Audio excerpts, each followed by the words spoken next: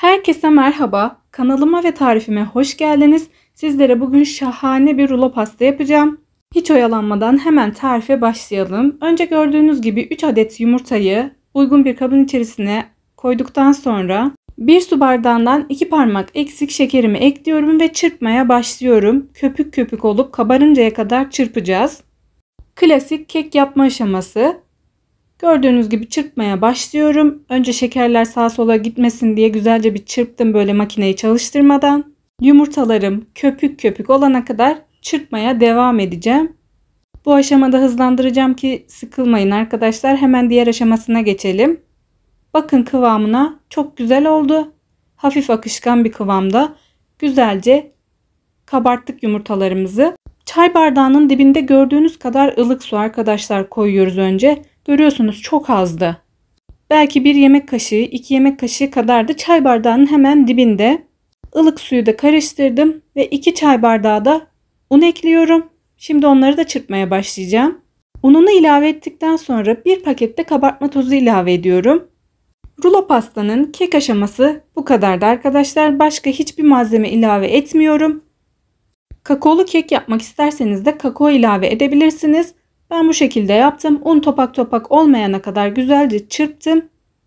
Bütün topaklığı gitti. Şimdi tepsinin içerisine sereceğim. Yağlı kağıdı tepsiye koydum güzelce arkadaşlar. Görüyorsunuz kıvamını, akışkanlığını.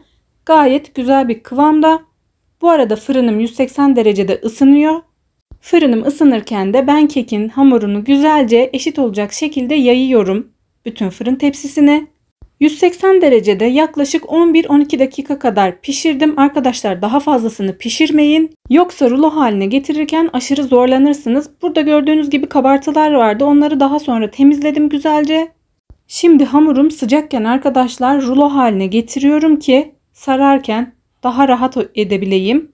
Diğer türlü çatlama yaşayabilirim. Bu şekilde daha rahat rulo haline getireceğiz arkadaşlar kekimizi.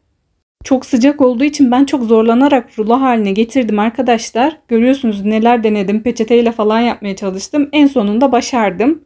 Şimdi rulo haline getirdikten sonra bir kenara alıyorum. Ve içerisinin muhallebisini yapmaya başlıyorum. Söylediğim gibi fırında çok fazla tutmayın. Yoksa kıtır kıtır bir hamurumuz olur. Bunu da istemeyiz. Muhallebisi içinse 2 yemek kaşığı un, 1 yemek kaşığı nişasta ve 1 çay bardağı şekeri ilave ediyorum. Onu da güzelce minik yardımcımla beraber karıştırıyorum. O da çok seviyor bu işleri yapmayı, biliyorsunuz zaten kanalımı izleyenler az çok biliyorlar. Topaklanmasını önlemek adına önce kuru malzemelerimi çırptım. Daha sonra da 2 su bardağı sütünü ilave ettim. Muhallebisi gözünüze biraz az gelebilir arkadaşlar. Miktarını artırabilirsiniz ama söylediğim gibi benim için yeterli. Hemen ocakta pişirdim. Göz göz olduktan sonra ocaktan aldım. Kıvamını görüyorsunuz. Muhallebinin kıvamı biraz koyu olmalı ki pastanın içinden dışarıya taşmasın. Cıvık bir kıvam istemiyoruz. Ocaktan aldıktan sonra da 1 paket şekerli vanilin ekliyorum. Bunu da ekledikten sonra yine karıştırıyorum. Yapım aşamaları aşırı kolay bir pasta arkadaşlar. Denemenizi, yapmanızı tavsiye ederim. Hele bir de el alışkanlığı olunca çok çabuk şekilde yapılıyor. Bu tarifi 3 denemeden sonra falan yapıyorum arkadaşlar. En garanti tarif diyebilirim. Diğerleri hep kırılıyordu, yapamıyordum. Ama gerçekten bu daha sağlam oldu, daha güzel oldu. Kekin inceliğini görüyorsunuz. Çok güzel oldu. Ve şimdi yağlı kağıttan ayırıyorum. Dediğim gibi üst kısımlarını da temizledim.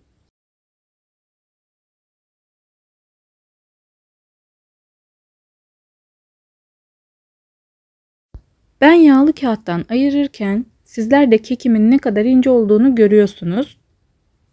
Pişirme süresine dikkat ettiğim için ve rulo haline getirdiğim için de gayet rahat saracağım. İçine koyacağım kremamı döktükten sonra görüyorsunuz yoğun kıvamlı. Üzerinin her yerine gelecek şekilde dağıtmaya başlıyorum. Kremasını yaparken söylediğim gibi siz dilerseniz miktarı biraz daha artırabilirsiniz. Ama gördüğünüz gibi gayet yeterli oluyor. Kenarlarının düz durmasını isterseniz de kekin çıkıntılarını kesebilirsiniz ama ben kesmedim. İçerisini dilediğiniz meyveyle süsleyebilirsiniz. İsterseniz çikolata koyabilirsiniz. Tercih tamamen size kalmış. Ben sadece muzla yapmayı tercih ettim. Yağlı kağıttan ayırdıktan sonra arkadaşlar gördüğünüz gibi düz kalan kısmını dışa olacak şekilde sarıyorum. Rulo haline getiriyorum. Orası daha düzgün görünüyor çünkü.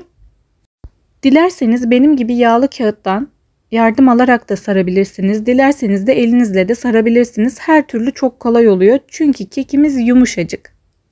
Kek bu kadar yumuşak olduğu için de sarması o kadar kolay.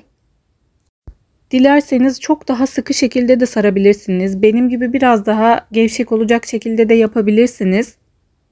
Bakın gördüğünüz gibi sarma işleminde de hiçbir ayrıntıyı atlamadan uzun uzadıya gösteriyorum. Yapması bu kadar kolay. Son sarma işlemini de yaptıktan sonra yağlı kağıtla güzelce sıkıştırdım. Dolapta yaklaşık 2 saat kadar beklettim. Şimdi sıra süslemesine geldi. Dolapta bekletip dinlenince pastanın dış süslemesini yapmak daha kolay oluyor arkadaşlar. Dinlenmesi bu açıdan önemli. Ben dışına krem şanti sürdüm. Siz dilediğiniz gibi süsleyebilirsiniz. İsterseniz hiç krem şanti koymadan üzerine istediğiniz meyvelerle de süsleyebilirsiniz. Tercih tamamen size kalmış. Krem şantiyi sürdükten sonra biraz daha dinlendirdim buzdolabında ve üzerine çikolata dökmeye başladım. Ben Marie usulü çikolatayı erittim. İçerisine herhangi başka bir şey eklemedim. Söylediğim gibi siz böyle süslemek zorunda değilsiniz. Neli seviyorsanız onu ekleyip öyle yapabilirsiniz. Ben biraz çikolata, üstüne biraz da çilek koydum. Bu şekilde tercih ettim. Çok farklı şekillerde de süsleyebilirsiniz yani.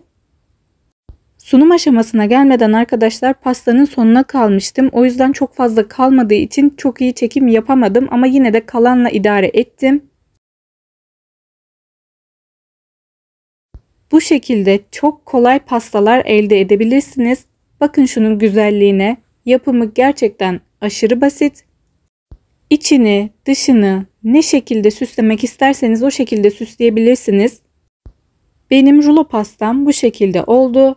Çatlamadan güzelce rulo haline getirdim. Görüyorsunuz. Burada ancak sonunu çekebildim. O kadar lezzetliydi ki yumuşacıktı. Deneyecek olanlara şimdiden afiyet olsun. Lütfen videomu beğenmeyi ve yorum yapmayı unutmayın. Herkese iyi günler.